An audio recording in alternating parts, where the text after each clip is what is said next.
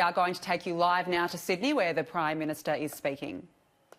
What is an escalating threat and a constantly changing situation? Earlier today, the Australian Health Protection Principles Committee, which is the chief medical officers of all the states and territories and the Commonwealth, met. They met on the advice of the Communicable Diseases Network Australia, and they considered the changes in the epidemiology of coronavirus in China. They noted the increasing but still relatively small number of cases in provinces outside Hubei province and the now resulting risk posed from travellers from all of mainland China. They agreed to the following: to expand the case definition for novel coronavirus infection from today, the 1st of February 2020, to apply to people from all of mainland China. I mean, this is essentially addressing the issue of human-to-human transmission of the coronavirus outside Hubei province across the rest of mainland China. They recommended that DFAT now increase travel advice to level 4, which is do not travel to all of mainland China, and the Australian government is putting that in place now. As of today, all travellers arriving out of mainland China, not just Hubei province, has been the case up until now, being asked and required to self-isolate for a period of 14 days from the time they leave mainland China. And that, finally, to substantially reduce the volume of travellers coming from mainland China, they recommend additional border measures be implemented to deny entry to Australia for people who have left or transited through mainland China from the 1st of February today, with the exception of Australian citizens, permanent residents and their immediate family and air crews who have been using appropriate personal protective equipment. And this applies also to passengers transiting in Australia unless they are Australian citizens, permanent residents or their immediate families. I convene a meeting of the National Security Committee this afternoon to receive that advice and that recommendation, and the National Security Committee has adopted all of those recommendations. What that means is the travel advice has changed. What that means is if you've come from mainland China at any time after the 1st of February, then you will be required to isolate for a period of 14 days. And for anyone other than Australians, citizens, Australian residents, dependents, legal guardians or spouses, then you will not be permitted entry into Australia, and the arrangements are being put in place through our border authorities to ensure that that can be actioned. In addition to that, there will be advanced screening and reception arrangements put into place at the major airports to facilitate identifying and providing this information and ensuring the appropriate precautions are being put in place. There's 500,000 masks that will be provided to those airports to support those who are coming off these flights, as well as those who are interacting with those coming from those flights. There will also be thermometers which are being provided to those airports, and we're working with those airport authorities now to ensure that we can put those arrangements in place. That means there will be flights who will be arriving in the morning. The National Security Committee, with the support of the Chief Medical Officer, has given discretion to the Border Force Commissioner to deal with those flights in the morning, as it was his advice that they consider that immediate threat is low, but we need to get these arrangements in place as soon as possible. So from the 1st of February, that's the effective date that we'll be seeking to determine whether someone has been in mainland China as opposed to more broadly in the Hubei province.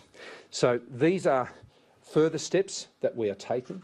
Up until today, it has not been the advice of the Chief Medical Officer and our medical experts that this has been necessary.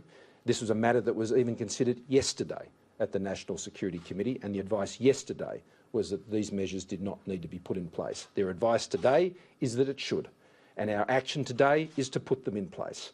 And we moved quickly today to ensure that they are able to meet, the recommendations could be made, and the National Security can meet this afternoon to make these important decisions and then task the various agencies to implement those decisions. I've had the opportunity to speak to all the premiers and chief ministers on this matter. I've also been in quite regular contact with the Prime Minister of New Zealand, as we often operate quite common border arrangements, and we're seeking to ensure that they're aligned, and I'll leave it to the New Zealand Prime Minister Ardern to make any further announcements about what they will be doing. I'm going to hand over to the Foreign Minister, who's been working closely on this issue, and particularly in relation to the operation for assisted departures out of Wuhan. Thank you very much, Prime Minister. On advice, as the Prime Minister has said, from the Australian Health Protection Principal Committee, we are raising our travel advice to Australians for the whole of mainland China to level 4, which is do not travel. Other countries, including like-minded partners of Australia, are taking similar steps as those which have been outlined by the Prime Minister on the recommendation of the Australian Health Protection Principal Committee. We are, of course, advising the nature of these decisions to our neighbours in the Pacific and to China themselves. Australians in China should continue to follow the advice of local authorities.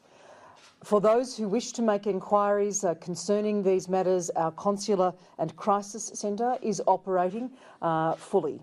The DFAT Consular Emergency Line is 1300 555 135 for Australians who are concerned about family overseas, and that is a number to call from Australia.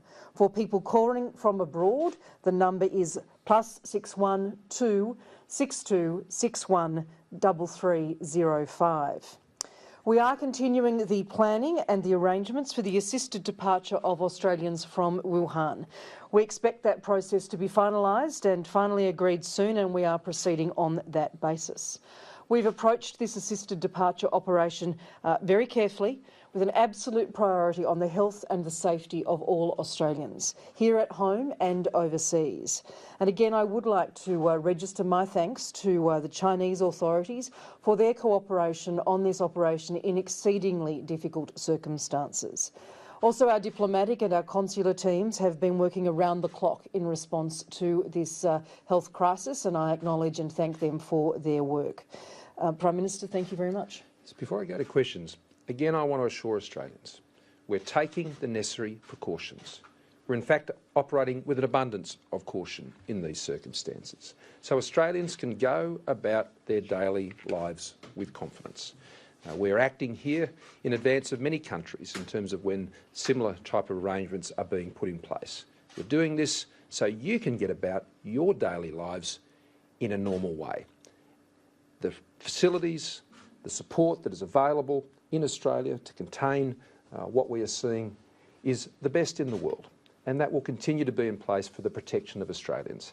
So these actions are being taken with an abundance of caution so Australians can remain calm and be able to get on with their daily lives and their daily business, and we want to encourage them to do just that. Happy to take some questions. Would you consider suspending all incoming flights, like not just for nationals, but in general? Will you be able to stop?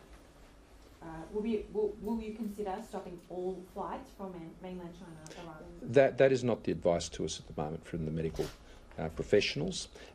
This enables Australians to be able to return and go through that process of self-isolation.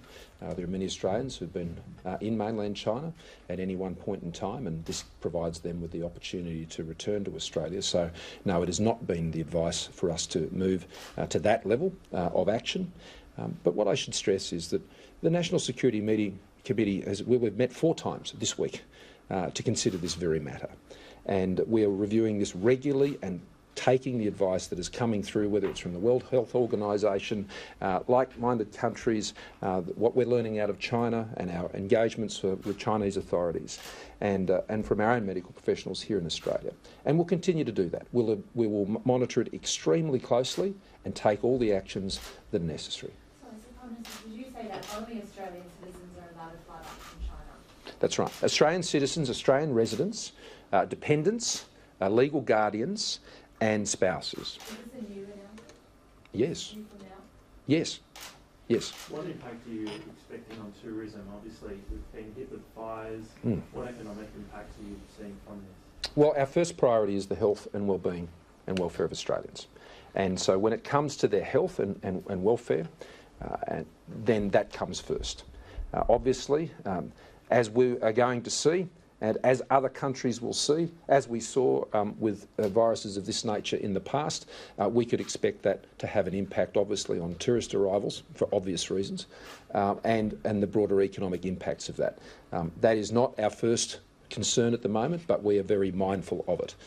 We have also tasked the Education Minister, particularly to work with the tertiary sector, to identify additional measures and precautions that will see the least disruption possible to this year for international students, and that can mean the delaying of the commencement of courses, the providing of courses online in the initial phases, the delaying of orientation weeks. Many universities are already putting those arrangements in place now, and the Education Minister, Dantine, is going to be working with them. I should stress that this arrangement we're putting in place for the next 2 weeks. That will be constantly reviewed, and obviously a further decision and an announcement will be made about what happens post that period.